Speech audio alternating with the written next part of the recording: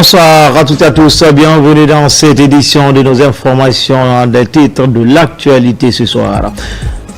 L'hygiène alimentaire préoccupe à Sigiri, un abattoir vient d'être inauguré, l'objectif étant d'améliorer les conditions d'abattage des animaux.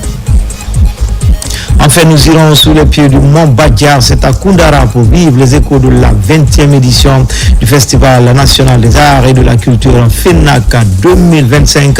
Toutes les régions du pays prennent part à ce rendez-vous culturel.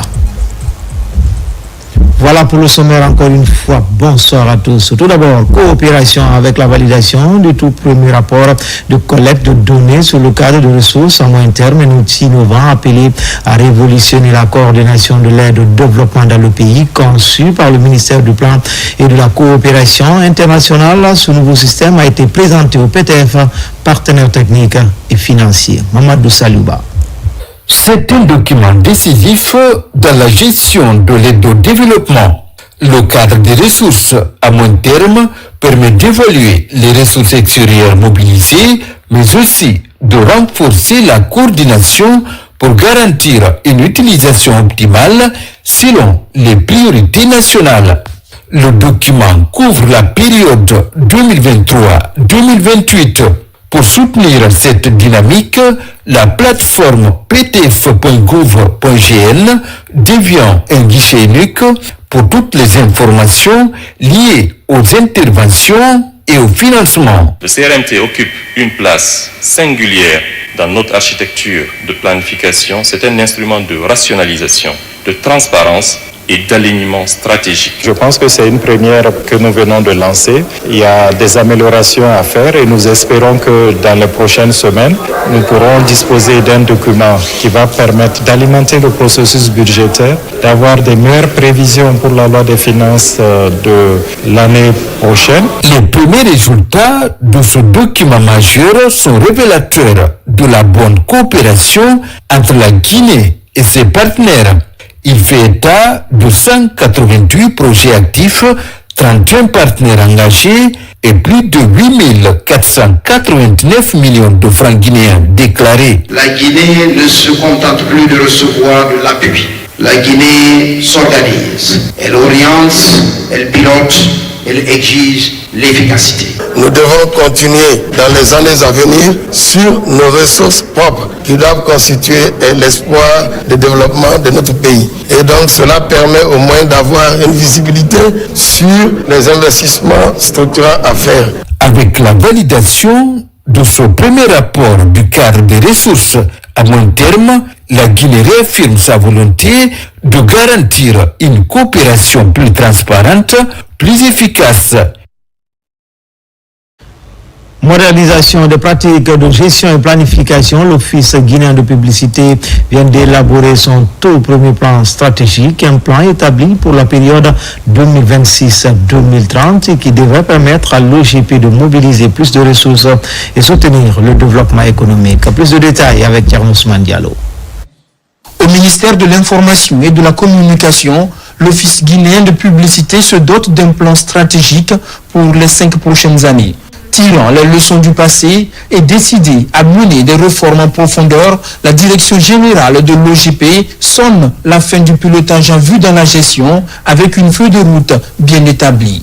Vous savez, le plan stratégique pour une entreprise c'est très important parce que c'est ce plan-là qui nous permet de savoir exactement dans le futur où on va, quels sont nos objectifs, comment est-ce que notre société pourra se situer dans l'avenir. On a défini un certain nombre de valeurs qui vont être de base d'orientation pour le comportement de tout le personnel pour s'assurer que le plan stratégique qu'on va élaborer va être effectivement appliqué. Avec son plan stratégique, l'OGP entend surtout atteindre de meilleurs résultats et contribuer plus efficacement à l'économie nationale. Le plan stratégique envisage de pouvoir permettre à l'OGP d'engranger 150 milliards de nos francs par an de chiffre d'affaires, contrairement aux 60 milliards actuels. Ça, c'est par exemple un objectif à l'horizon 2030 que le séminaire a pensé que l'OGP pourrait atteindre si toutes les stratégies mises en place sont respectées. Et je pense que la mise en œuvre ne fera pas défaut puisque désormais il y a une feuille de route. Avant son plan stratégique, l'OGP a élaboré un manuel de procédure et mené avec succès son plan de redressement, des réussites qui galvanisent les travailleurs dans la mise en œuvre du plan stratégique élaboré. Lutte contre la désinformation en cette période électorale, la question est au centre des débats avec les responsables du digital. La cellule de veille met en garde les médias contre cette pratique. Des mesures allant jusqu'à la poursuite judiciaire sont annoncées. Abakar Junior Kamara. La cellule numérique de veille contre la désinformation en période électorale intensifie sa communication sur le décryptage des actes de désinformation en cette période sensible des élections présidentielles. L'exemple est pris sur la ville aurifère de Sigiri où les jeunes étaient dans les rues pour dénoncer les dérives liées à l'exploitation minière. Notre objectif, c'est la lutte contre la désinformation en période électorale. Notre devoir aussi est celui de présenter aux Guinéens des bonnes informations. Des spéculations avec des faux comptes sur les réseaux sociaux jusqu'aux poursuites judiciaires en passant par l'irresponsable utilisation de l'intelligence artificielle, tout a été passé au pays fin afin de mettre chaque utilisateur devant ses responsabilités. La lutte contre la désinformation, elle est en train de pousser aussi ses frontières.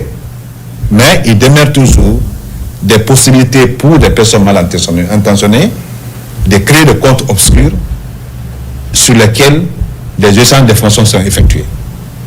Je dirais à ce niveau que des dispositions techniques sont prises tant au niveau national qu'au niveau international auprès des Meta et des GAFAM qui collaborent étroitement avec les États en vue de déceler justement ces informations souterraines qui circulent et qui pourraient compromettre la paix et la stabilité dans notre pays si aucune mesure n'est prise. Ce point de presse, piloté par Skynet Cyber Academy, est animé dans un nodal de monitoring hautement équipé avec les appareils de dernière génération permettant de traquer tous les délinquants qui dérivent les contre-vérités afin de fragiliser le tissu social. Intronisation du 7e doyen de Batefoula, le ministre directeur de cabinet de la présidence, accompagné de la ministre de l'Industrie. Honore de leur présence à la cérémonie, le nouveau doyen Nanyuma Karifa Sidibé s'engage à préserver l'unité et la solidarité qui font la fierté du Batefoula. Oumar Mari. La communauté des villages du Batefoula a vécu ce dimanche 7 décembre 2025 à Sanoya une journée historique marquée par l'intronisation de son 7e doyen, Nanyuma Karifa Sidibé, âgé de 95 ans. Cette cérémonie, à la fois solennelle et profondément symbolique, a été honorée par la présence du ministre directeur de cabinet de la présidence, M. Diba Diakité, et de Madame la ministre de l'Industrie, des petites et moyennes entreprises, Dr Diaka Sidibé, tous deux dignes fils de cette communauté rassemblée à travers 40 localités. Les populations de Batefilasso, fortement attachées aux valeurs culturelles traditionnelles, ont décidé, comme consacré par l'héritage de nos ancêtres, d'introniser leur doyen d'âge qui assume désormais le rôle de guide, d'arbitre, de conseiller et de garant de l'unité.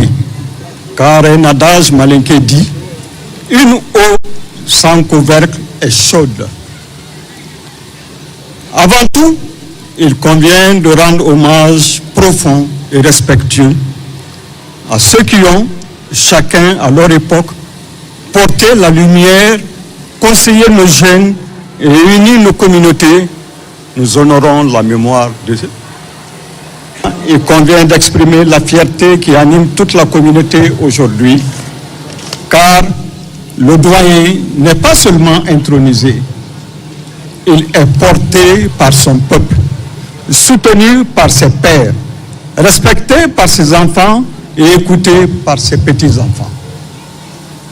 Par ailleurs, cette intronisation intervient au point nommé où les fils de Baté ont opéré une prise de conscience collective en créant une structure formelle dénommée Union des Batefilasso. Nous saurions terminer cette allocution sans adresser les remerciements les plus sincères des sages et des populations de Baté à son Excellence Mamadi Doumbouya, président de la République, chef de l'État pour la marque de confiance qu'il a placée à notre communauté. Figure respectée, incarnation vivante des valeurs ancestrales, le nouveau doyen Nanyuma Khalifa Sidibé succède donc à Feu El Hadj Fana Sangare, l'un des 6 chefs qui, au fil des années, ont guidé la communauté avec sagesse, engagement et sens du sacrifice. La cérémonie a également été l'occasion de rendre hommage à ces valeureux doyens disparus, dont l'héritage inspire encore aujourd'hui le vivre ensemble du Baté Foula. Au nom du ministre Diba Diakité, à l'occasion de cet événement d'une portée historique et symbolique, l'intronisation du doyen de la communauté du Baté Foula. Cette cérémonie revêt une dimension particulière car elle marque la continuité d'une tradition ancestrale, héritière d'un patrimoine riche, transmis de génération en génération. Elle nous rappelle que dans nos villages et villes, la sagesse n'est pas seulement une qualité individuelle, mais un bien collectif au service de l'harmonie, de la justice et de la cohésion sociale. Aujourd'hui, en intronisant notre doyen, nous reconnaissons en lui un guide, un gardien de nos valeurs, un symbole d'unité et de dignité. Son expérience, son intégrité et son engagement envers le bien-être de notre communauté sont les fondations sur lesquelles nous plaçons notre confiance. Chers invités, notre monde change et face aux défis sociaux, économiques, environnementaux et culturels, les communautés rurales ont besoin de rester unies, solidaires et visionnaires. Nous avons besoin de leadership, mais surtout de leadership moral, incarné par des hommes et des femmes capables d'écouter, de rassembler et de protéger, comme notre bâtisseur, le président Mamadi Doumbouya. C'est pourquoi aujourd'hui, nous demandons au Tout-Puissant de bénir notre doyen, de renforcer sa santé, sa sagesse et sa longévité.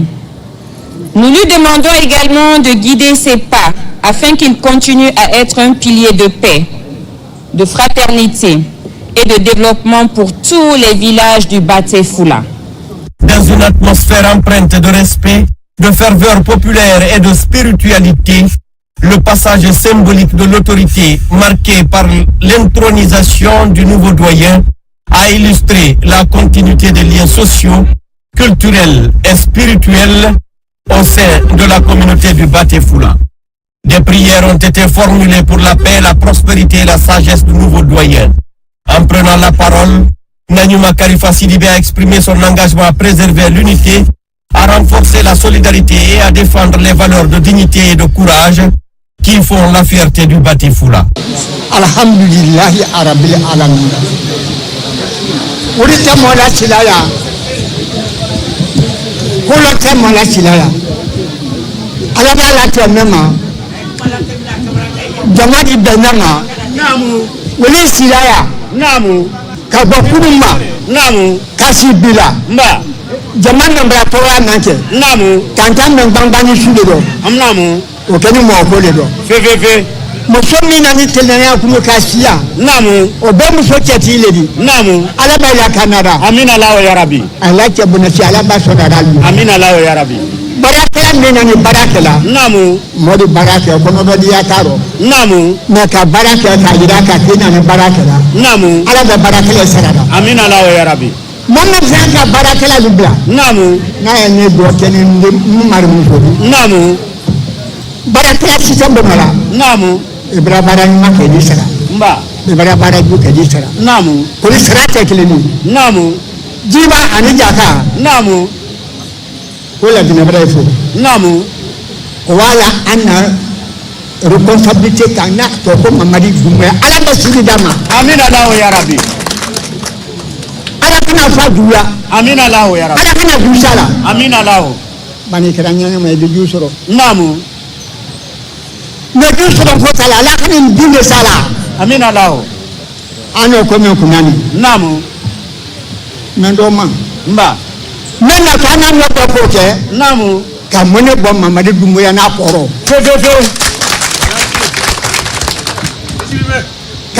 ka mone bo Mamadi Doumbouya na koro Namu. o tada kuni nedi Mba. Bamra do ko men amra do ko borka Mba. ala bela kanara Amin Allah ya Rabbi. ko borka Namu. ala be bursa ala gina koro Amin Allah ya. ala bela gina bursa re koro Amin Allah ya Rabbi.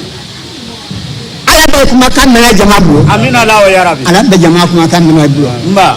jama nan fene nan ala jama sara Amin Allah ya Rabbi. abra do alhamdulillah tay ko sara bala na ko aba la bana alhamdulillah ala bo kala Amin Allah ya Rabbi. ka balo sona albanya ala bo kada Amin Allah. ka balo sona albanya ala bo kada Amin Allah. ka jamana suma ka suma baka ala taala ala bo kada Amin Allah ya ni Rabbi. celali horoma baraka di horoma nanum fali horoma sallallahu alaihi wa sallam. Désormais, le nouveau doyen sera chargé d'assumer plusieurs responsabilités essentielles: médiateur des conflits, garant des traditions, pilier de la cohésion sociale, guide moral et spirituel de l'ensemble des villages du Batéfoula. Après l'intronisation, les ressortissants ont célébré l'événement dans la joie à travers des danses traditionnelles et des manifestations culturelles propres à leurs identités. La communauté du Batéfoula a profité de cette grande mobilisation pour exhorter ses fils et filles à rester unis et à accompagner la vision du chef de l'État, son Excellence Mamadi Doumbouya, pour un avenir de paix, de cohésion et de développement. Dans le reste de l'actualité, au ministère de l'Industrie et des petites et moyennes entreprises, l'heure est à la vulgarisation des données de petites et moyennes entreprises et la loi sur le contenu local. La campagne lancée va s'étendre sur toutes les régions du pays, portée sur une approche multisectorielle. Elle cible les administrateurs, le secteur privé et la société civile. Abdul Karim Kamara. Chez les PME, plus question d'aller en rang dispersé. Désormais, elles sont orientées dans une base de données logée à la Direction nationale des PME, un outil dont la conception a été financée par la BAD à travers le projet d'appui technique à l'emploi des jeunes. Ici, la vulgarisation de cette base de données est lancée, mais couplée à celle de la loi portant contenu local. C'est une base dynamique qui permet à cette direction-là et à ses cibles d'interagir pour pouvoir mieux structurer ce volet d'entrepreneuriat en faveur de notre pays en fait. Plus de 148 000 entreprises formelles et informelles sont enregistrées dans cette base de données des PME. Sa vulgarisation simultanée avec la loi portant contenu local auprès des acteurs publics privés va permettre une meilleure intégration des entreprises locales. J'ai appris beaucoup de choses, c'est une bonne chose. Si on respecte tout ce qu'on a dit ici, ça va nous aider beaucoup. Du côté de la Chambre de commerce, c'est des initiatives que nous soutenons, que nous accompagnons, n'est-ce pas, pour une large compréhension de tous les secteurs privés guinéens. Initiée par le ministère de l'Industrie, cette vulgarisation devrait contribuer à l'opérationnalisation du projet d'appui au développement industriel et à la résilience des PME. Chaque acteur doit pouvoir connaître le contenu de la loi portant contenu local et aussi, en tant que PME, pouvoir s'enregistrer au sein de la base de données afin de bénéficier des opportunités que l'écosystème des PME offre à ces PME. Pour la mise en œuvre de cette activité de vulgarisation, il a été constitué une équipe pluridisciplinaire coordonnée par la Direction nationale des PME avec l'appui technique de l'unité de coordination et d'exécution des projets. Il existe désormais une convention d'échange d'expérience en chirurgie orthopédique entre le centre hospitalo-universitaire d'Onka de Conakry et celui de Charles Nicolle de Tunis. Ces deux centres s'engagent dans le renforcement des capacités des spécialistes en chirurgie orthopédique et traumatologique. Robert Siditono, Mohamed Yansani. Ces échanges d'expériences tenus à Conakry entre spécialistes à la faveur du 3e congrès de la SOGICOT, Société guinéenne de la chirurgie orthopédique et traumatologie autour des complications de la prothèse totale de la hanche, ont connu une avancée. D'abord, par la signature d'une convention entre CHI Donka de Conakry et CHI Charles Nicole de Tunis à travers le professeur Léopold Lama et le professeur Ben Salah dans le cadre du traitement et de la prise en charge des patients. Je suis à la fois fier et content d'avoir signé cette convention. À la fin, on aboutit à un papier officiel qui va faciliter l'échange des connaissances, que ce soit sur le plan scientifique, théorique que pratique, entre les deux services et entre les deux pays. Ensuite, sur le plan des échanges scientifiques, des formations des étudiants et de la participation, les organisateurs de la rencontre se sont félicités des résultats auxquels le congrès de la SOGICOT a abouti. Ces conférences sont axées sur les pathologies de la hanche, les pathologies du genou, les fracas au niveau du bassin qui parfois entraînent la mort.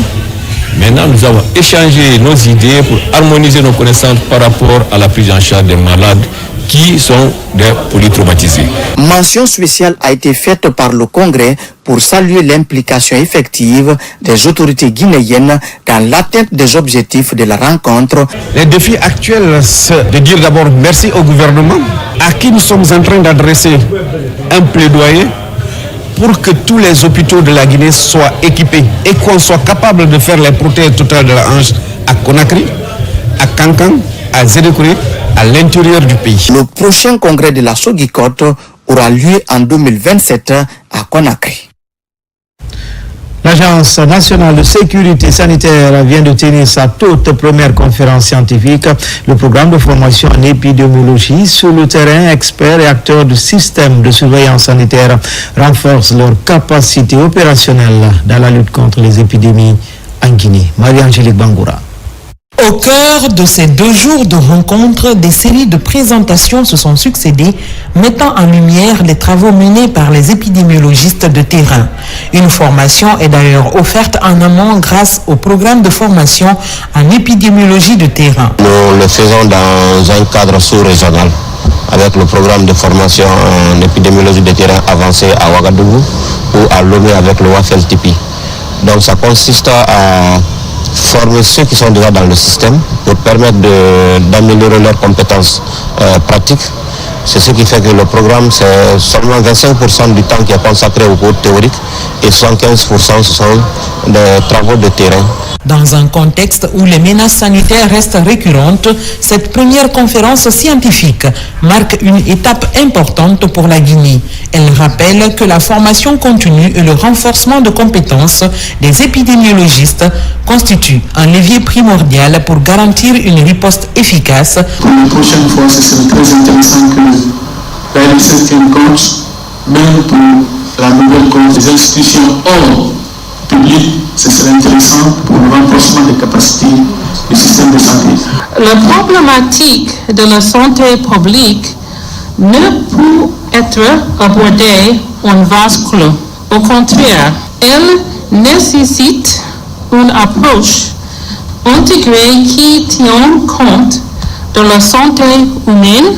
Créée en juillet 2016, l'Agence nationale de sécurité sanitaire, sous le leadership du Dr Sakoba Keïta, a été en première ligne dans la lutte contre les épidémies. Sa prise de parole, riche de retours d'expérience, a permis de revenir sur les différentes phases de riposte, notamment lors de la 2e épidémie d'Ebola. Une success story saluée pour sa coordination et la rapidité de la réponse. Riposte contre le cancer du sein, un problème de santé publique. Les élèves sont conscientisés sur les défis. L'activité est couplée au dépistage gratuit. Diana Yansani. Le club des amis du collège 28 septembre se sont mobilisés pour une action citoyenne d'envergure. Ils ont organisé une journée de sensibilisation dédiée au cancer du sein, une maladie dont la détection précoce peut sauver des vies. Plusieurs communications ont porté sur l'importance du dépistage régulier, les signes d'alerte à ne pas ignorer, ainsi que les gestes de prévention.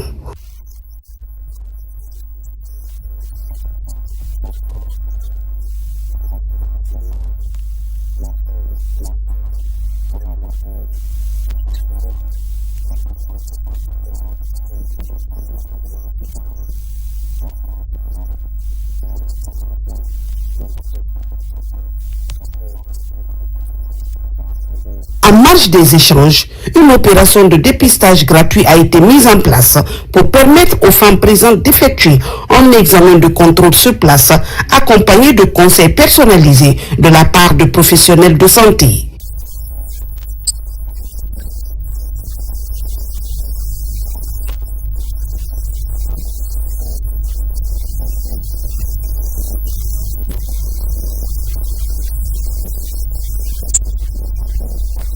À travers cette initiative, le club des amis du collège 28 septembre entend contribuer à la lutte contre le cancer du sein et encourager la population à adopter une attitude proactive face à leur santé. Une action saluée par les participants qui souhaitent voir ce type d'événement se multiplier dans la communauté. La sexualité en milieu scolaire, la problématique en débat qu'il y a des élèves venus des différentes concessions scolaires de la commune urbaine sont sensibilisés face à certains travers sociaux avec la présence massive des ados sur les réseaux sociaux. La santé sexuelle dans les écoles se pose en termes de défis. Kiana Marouba, Fanela Baya Kamara. C'est une conférence de débat entre professionnels de la santé sexuelle et élèves venus de différentes écoles de Kindia. Les images et autres vidéos qui circulent sur les réseaux sociaux ont une grande influence sur les adolescents, d'où le choix du thème lié à la gestion de l'âge de la puberté. Aujourd'hui, il y a même certains élèves qui prennent la photo de leur intimité, envoyer ça aux inconnus sur les réseaux sociaux. Il y a d'autres hommes même qui prennent la photo de leur intimité, envoyer ça. Donc comment leur faire préparer mentalement pour leur dire attention, ce que vous faites là, ce n'est pas autorisé, il faut arrêter, concentrez-vous sur l'essentiel, préservez votre âge de puberté parce que c'est à cette période vous pouvez être concentré et à faire beaucoup de choses. Des messages sont ainsi véhiculés sur les différentes conduites à tenir pour éviter toute déperdition scolaire liée à la sexualité. L'idée est de renforcer la lutte contre les travers sociaux dans les écoles. La sexualité, c'est un sujet assez tabou qui n'est pas enseigné dans les familles et surtout dans la société. Donc, il nous a permis déjà de connaître ici certains thèmes et certaines approches. À faire comprendre la gestion de la puberté dans les milieux scolaires et diminuer un peu le comportement vulgaire sur les réseaux sociaux qu'on a vu tout récemment, surtout à Kindia, qu'on n'a pas aimé. Et donc, on a dit nécessaire de venir pour qu'ils puissent passer dans les salles de classe des différentes écoles. Des campagnes de sensibilisation seront ainsi menées dans les différentes écoles de Kindia pour prêcher les comportements à tenir. En une de mire, améliorer les résultats des différents examens nationaux. Renforcement de la gouvernance locale, la préfecture de Dubreka vient de franchir une étape importante en matière de développement communautaire. Les autorités locales annoncent la mise à disposition d'un fonds destiné à soutenir les initiatives de développement. C'est le fruit du partenariat public-privé entre l'État et les sociétés évoluant à Dubreka. Abakaramin Kamara. À Dubreka, les autorités locales se mobilisent pour renforcer la gouvernance de proximité. À l'initiative du préfet, cette rencontre a été initiée. Elle a réuni les présidents des délégations spéciales et les sous-préfets de la préfecture. Au cœur des échanges, l'annonce de la mise à disposition d'un fonds de plus de 4 milliards de francs guinéens pour soutenir les projets de développement communautaire. Il faut leur dire que ce fonds n'est pas venu pour être détourné ou pour prendre d'autres chemins qui n'est pas le développement de la population impactée. La population doit voir ce qu'ils ont fait avec ce montant. Il ne s'agit pas d'écrire des rénovations et quoi. J'ai dit non. Des projets qui intéressent la population. Il y a les marchés, il y a les maisons de jeunes, il y a l'éducation. Tout ça là, le projet doit être un projet public qui doit bénéficier à tous les citoyens de leur localité. Réparti entre les 6 communes concernées, ce financement constitue une compensation liée à l'exploitation des mines et carrières. Il résulte d'une coordination entre le gouvernement guinéen et les sociétés minières implantées dans la préfecture. Cet argent-là, c'est pour le développement. Nous attendons beaucoup ça parce qu'on a des activités à faire. Parce que c'est notre travail, c'est notre trace qu'on va laisser ici que la population va nous acclamer. Nous, vraiment, c'est le progrès. Nous voulons le développement de nos collectivités. Nous avons bel et bien reçu. Nous sommes prêts désormais à venir regarder en face ces populations bénéficiaires pour leur faire des promesses, pour leur faire des suivis, pour leur faire des projets pour le développement dans ces zones impactées. Ces ressources viennent donner un nouveau souffle aux collectivités en leur offrant la possibilité de réaliser des infrastructures de base longtemps attendues. La remise officielle des chèques aux communes bénéficiaires marquera la prochaine étape, signe d'une volonté affirmée de consolider la gouvernance locale et d'impulser un développement durable à la base. Comme annoncé dans les titres au ministère de l'élevage, la question de l'hygiène alimentaire préoccupe à Sigiri et un abattoir vient d'être inauguré, l'objectif étant d'améliorer les conditions d'abattage des animaux. Marie Koumba Sovogi, Sonasagno. À Sigiri, la mise en service de cet édifice flambant neuf était longtemps attendue par les citoyens. Par cette coupe de cordon inaugurale, la cité de Mandembere est dotée à nouveau d'un nouvel abattoir moderne. Cet abattoir vient ainsi allonger la liste des infrastructures en cours de réalisation dans cette ville. Nous avons aujourd'hui décidé dans notre commune urbaine offrir ce nouvel abattoir à l'ensemble de la population de Sigiri. Parce que la gouvernance de M. le Président de la République, c'est d'abord l'efficience, c'est aussi l'efficacité. Donc il faut produire des résultats. J'invite tous les opérateurs, que ce soit bouchers, marchands, charcutiers, de bien respecter les lois prévues par la commune urbaine de Sigiri pour cet ouvrage.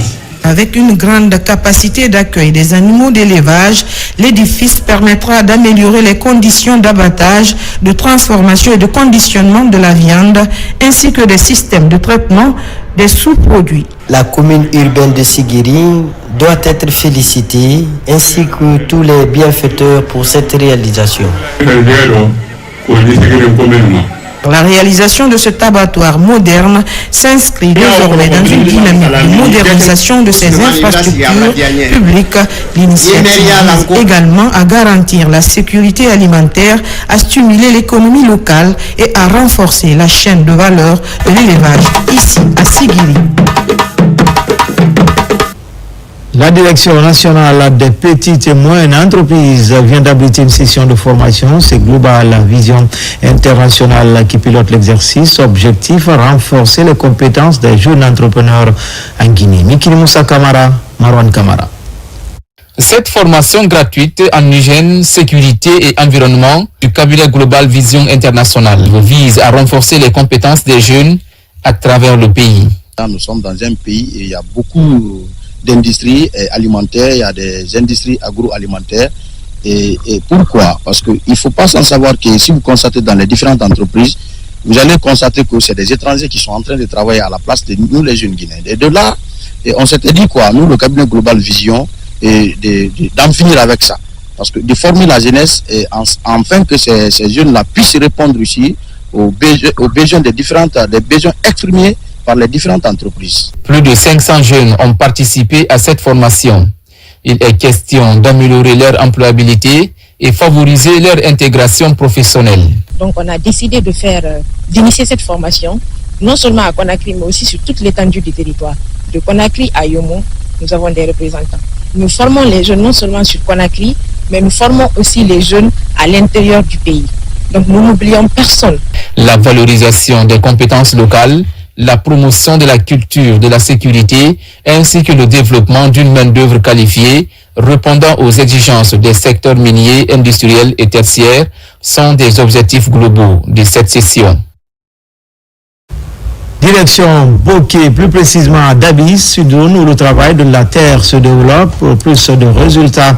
Un appui est accordé au groupement de femmes, un véritable ouf de soulagement pour les bénéficiaires. Younous Atawel Kamara, Bintou Touré, Mohamed Mara. Après les autres sous-préfectures de Bokeh, c'est au tour de la commune rurale de Dabis de bénéficier de ce projet d'appui à l'autonomisation économique et de leadership des femmes à travers la mise en place des associations villageoises d'épargne et de crédit. Il vise à accompagner les femmes de la contrée dans le cadre du développement de leurs activités génératrices de revenus. La mise en place des GUE permettra aux femmes de Dabis de renforcer leur capacité économique, de développer des activités génératrices de revenus et gagner en autonomie financière.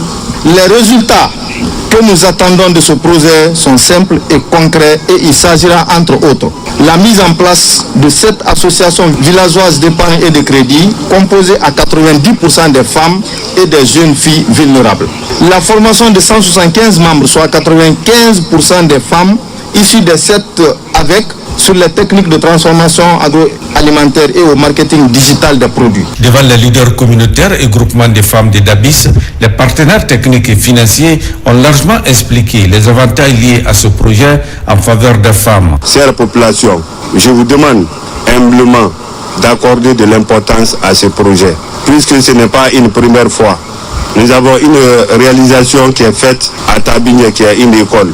Si le même projet se retourne, je pense que c'est une bonne initiative. Le projet d'appui à l'autonomisation économique et de leadership des femmes est une initiative de la Fondation Orange mise en œuvre par l'ONG Adremgui et Child Fund dans la sous-préfecture de Dabis. La lutte contre la pauvreté en milieu rural est notre combat de la coopérative des femmes techniciennes et technologues de Cancan pour atteindre les grands enjeux. Un défi, un nouveau projet est officiellement lancé à Baté afin de transformer les femmes en atout pour le développement local. Djamoukaba, Toumani Sira Diallo. Dans le registre du renforcement des opportunités économiques au sein des centres d'apprentissage, la technologie s'impose pour garantir l'autonomisation féminine. Ce rendez-vous de Cancan dévoile les ambitions du projet d'inclusion numérique et financière destiné aux femmes. 2 institutions soutiennent le processus pour offrir aux cibles des compétences digitales capables de dynamiser leurs activités génératrices de revenus. Par la mise en place de ces 5 associations villageoises d'épargne et de crédit, les femmes pourront constituer une épargne sûre, accéder à des petits crédits pour développer leur activité génératrice de revenus, renforcer leurs compétences en gestion, en finance et en leadership. La maîtrise des outils informatiques et l'indépendance financière de la couche féminine, 2 avantages exprimés pour lutter contre la pauvreté. Nous visons à créer un environnement favorable où chaque femme peut entreprendre, prospérer et se prendre en charge de manière durable. Par ce lancement officiel du projet d'autonomisation et de leadership à travers la mise en place de 5 groupes d'associations villageoises d'épargne de crédit dans la préfecture de Cancan, la coopérative des femmes techniciennes et technologues de Nabaya veut atteindre les enjeux du plan national. Sa vision est claire, transformer cette couche en atout pour le développement local durable. À Nzérékouré, des causeries éducatives sont organisées pour renforcer la croisade contre les violences basées sur le genre. L'inspection régionale de la promotion féminine pilote l'exercice à l'université de Nzérékouré. Une conférence débat est initiée pour interpeller les consciences. Mohamed Salioupaï, Mohamed Lamine Diallo, lancé Kamisoko. Au pied du mont Bronquetou, la commune rurale de Cinco franchit une étape importante dans la lutte contre les violences basées sur le genre. Des déclarations publiques d'abandon des mutilations génitales féminines sont faites au terme de plusieurs mois d'information, de sensibilisation et d'installation des structures de veille dans les communautés. Déclaration solennelle et suivant un consensus communautaire partagé. L'abandon définitif de la pratique de l'excision et du mariage d'enfants dans nos communautés villageoises.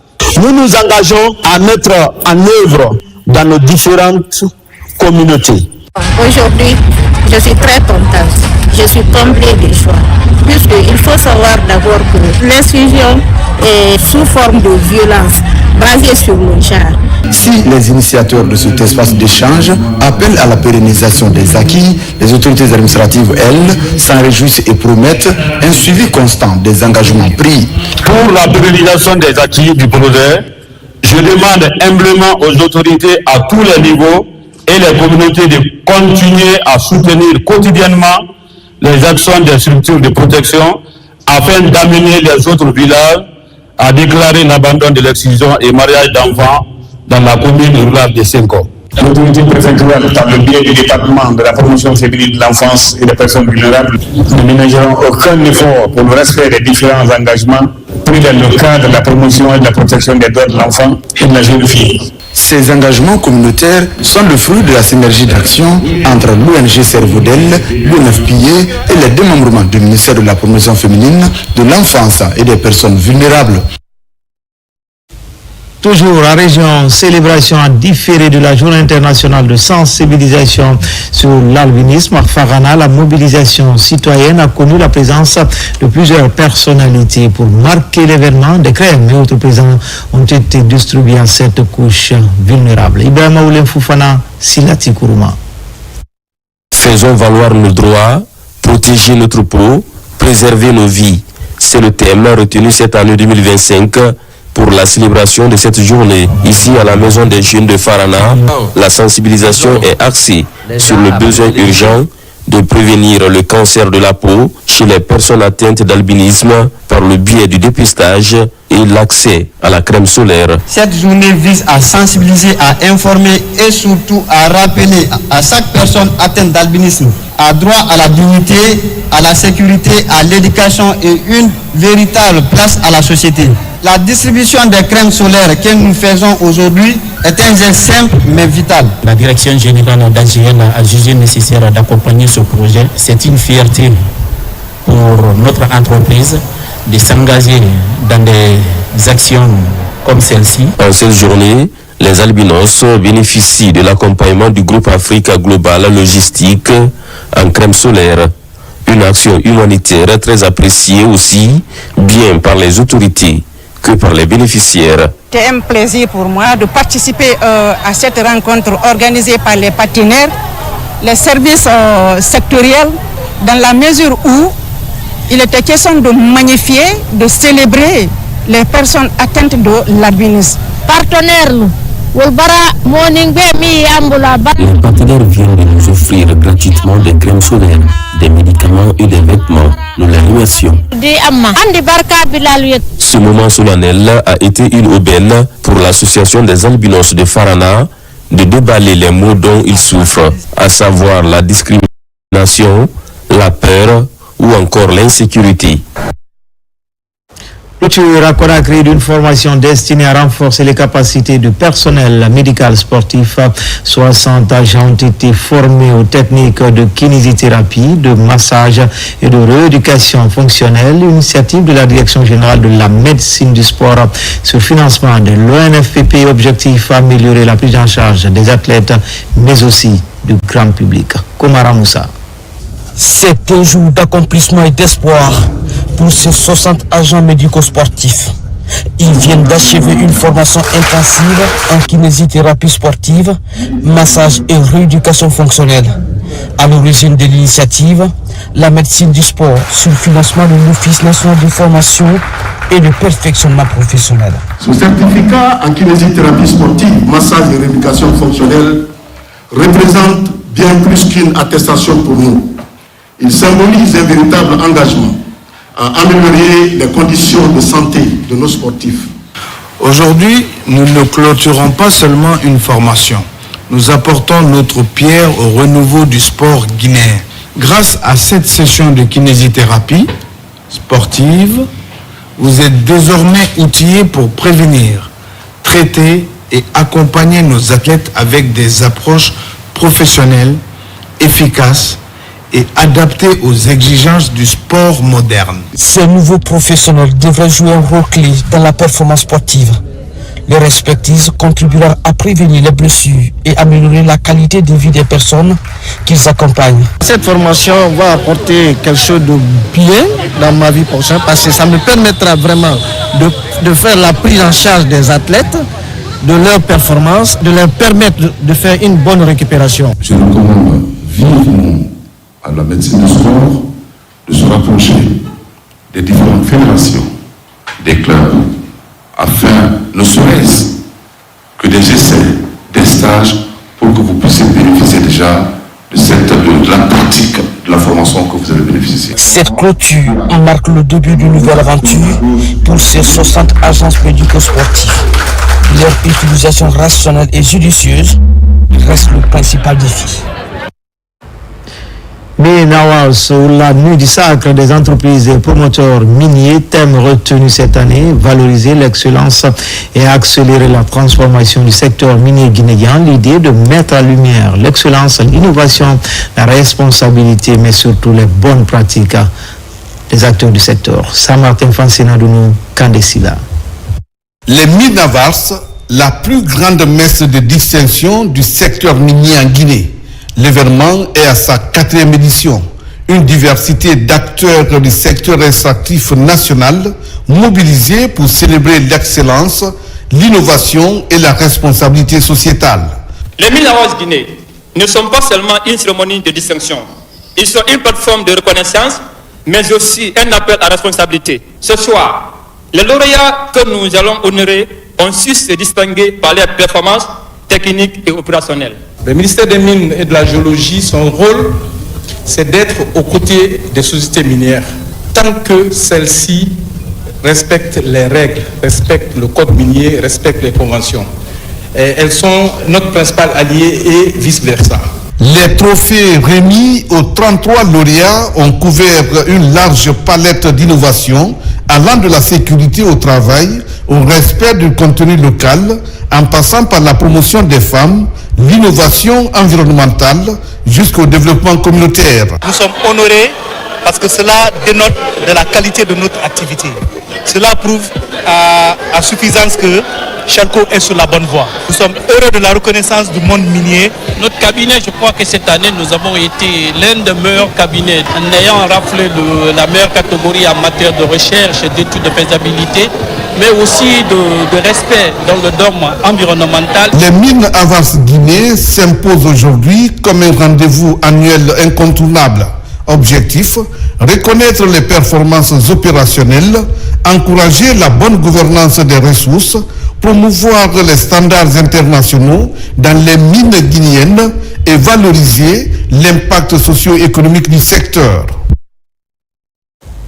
Culture, destination au pied du Mont Badia, c'est à Koundara pour les échos de la 20e édition du Festival national des arts et de la culture FINAC 2025.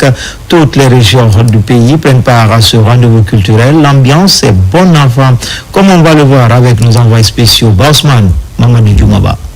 Durant ces 3 jours, le 5, le 6 et le 7 décembre, c'est tout le Badiar qui va vibrer au rythme de la 20e édition du Festival national des arts et de la culture FENAC 2025, la toute première édition délocalisée hors de la capitale Conakry. Les festivités démarrent par un carnaval géant dans les grandes artères de la ville de Koundara, une véritable célébration de la richesse et la diversité du patrimoine culturel guinéen. C'est toutes les 8 régions administratives du pays qui prennent part à cette fête. Après le carnaval, place à la cérémonie de lancement officiel. Koundara a eu l'occasion de réunir toute la Guinée, de conjuguer le même verbe, de sortir ensemble et rentrer ensemble. L'année prochaine, vous serez convoités parce que Koundara a eu cet événement pour zéro. D'autres vont construire leur préfecture pour abriter ce événement. Vous serez convoités, monsieur le ministre. La cérémonie est marquée par la présence de certains membres du gouvernement et des invités de marque venus des républiques sœurs du Sénégal et de la Gambie. La promotion, la valorisation des identités culturelles propres à chacune de nos communautés reparties sur l'ensemble du territoire national est gage d'unité nationale de paix et c'est un véritable rempart contre toutes les manipulations qui sont des terreaux fertiles à la division, au repli identitaire. Ce que nous faisons ici aujourd'hui va au-delà du spectacle. Nous permettons aux Guinéens de se donner la main. Au nom de Monsieur le Premier ministre, chef de gouvernement, Monsieur Amadou Ouriba, exprimer toute ma gratitude à Monsieur le Président de la République, le chef de l'État, Monsieur Mamadi Doumbouya, qui depuis les premières heures de la refondation a cru que la culture était un vecteur essentiel pour bâtir le vivre ensemble, un vecteur essentiel pour accélérer la croissance économique de notre pays, mais aussi un vecteur clé pour le rayonnement de notre pays, tant au niveau national qu'internationale. La cérémonie d'ouverture est teintée de toutes les couleurs, chorégraphies, des rythmes et d'autres sonorités qui vont résonner durant ces 3 jours de célébration de la culture nationale dans toute sa grandeur à Koundara.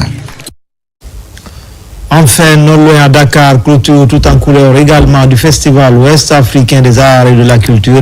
Après plusieurs prestations, les rideaux sont tombés sous la présidence du ministre sénégalais de la culture et des commissaires de la CEDEAO et de l'UEMOA. Retour sur une soirée marquée par des performances artistiques et autres distinctions avec nos envoyés spéciaux Adam Mohamed Keita, Mohamed Touré. Le rideau est tombé sur le Festival Ouest africain des arts et de la culture. Après plusieurs jours de célébration, d'échanges et de prestations, l'édition de cette année s'est refermée dans une ambiance chaleureuse et hautement symbolique. La soirée de clôture a été marquée par une série de performances mettant à l'honneur la richesse culturelle de la sous-région. Danse traditionnelle, chorégraphie contemporaine, arts plastiques et création musicale se sont succédés sur scène pour le plus grand bonheur du public. J'ai l'immense joie de clôturer avec vous cette première et inoubliable édition de l'EcoFest. Regardez autour de vous. Regardez cette mosaïque de visages, de costumes de souris. Écoutez les rythmes qui résonnent encore. Sentez cette vibration qui a parcouru Dakar pendant 6 jours. C'est cela l'Afrique de l'Ouest. Une Afrique qui pense, qui crée, qui dialogue. La CEDEAO, et moi, avec l'autorisation du patronage du gouvernement du Sénégal, nous avons passé 6 jours à démontrer les richesses culturelles, les patrimoines culturels, les défis de notre jeunesse. Au culminant de la soirée, la remise des prix récompensant les artistes et groupes qui se sont distingués durant le festival. Une récompense saluée par les participants pour qui cet événement demeure une plateforme essentielle de visibilité et de partage. Rendez-vous est déjà pris pour la prochaine édition avec l'espoir d'un festival encore plus riche, toujours au service de l'unité culturelle et de la créativité ouest-africaine. Et c'est ainsi que se termine ce journal. Grand été le plaisir pour moi de vous servir. L'actualité se poursuit sur le www.rtgguinée.info. À bientôt pour d'autres actualités sur la Guinée, notre paradis, terre de richesse et d'innovation.